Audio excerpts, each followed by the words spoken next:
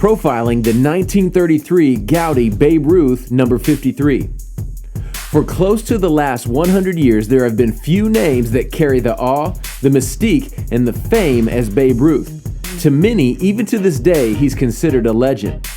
Nicknamed the Babe, the Great Bambino, the Sultan of SWAT, the Colossus of Clout, George Herman Babe Ruth was head and shoulders beyond his competition and light years ahead of them athletically. He was a dominant pitcher and a dominant power hitter. This was in the same day and age that a player would smoke a cigar during a game or come to the stadium ready to play after having a few drinks.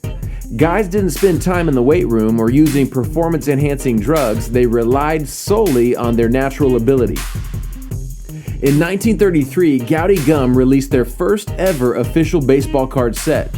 The set, while filled with gorgeous artwork and Hall of Fame players, was desirable to kids because the pack included, get this, a juicy stick of chewing gum.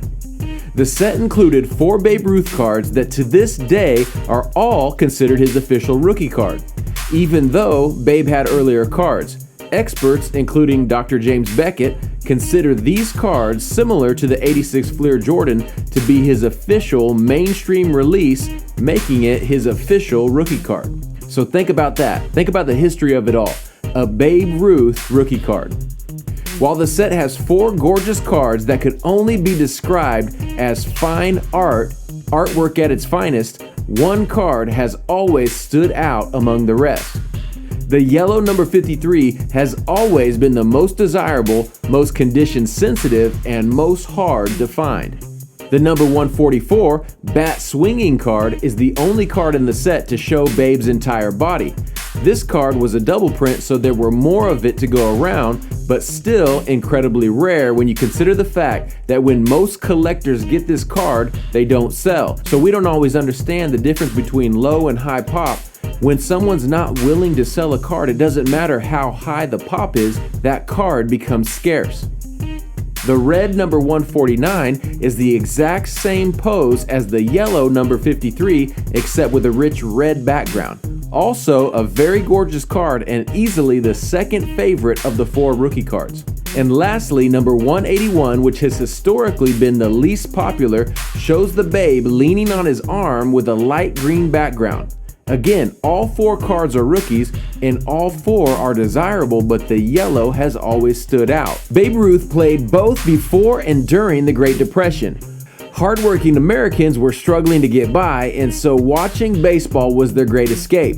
And when you came to the ballpark, you knew the Babe was going to do something miraculous. Babe amassed an unbelievable 714 home runs, and he did it with a potbelly, only later to have his record broken by the amazing Hank Aaron. In 1933, no one knew that 87 plus years later, we'd be selling these little pieces of cardboard for thousands and thousands of dollars.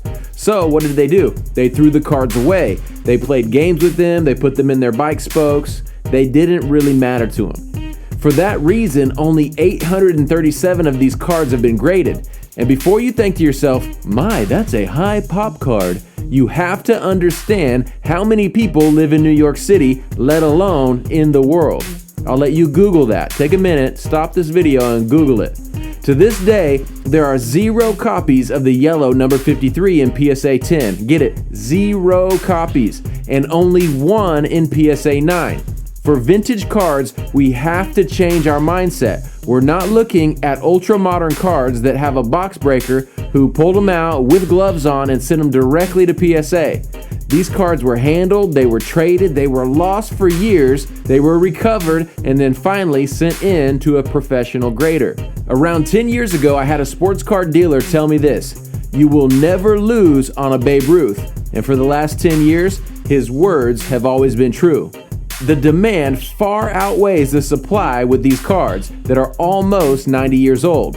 These surviving cards have made it through depressions, wars, a changing world, and tons of different presidents. You can't look at vintage cards the same way you look at modern cards. For many of these, a PSA 2 is actually a very well preserved copy.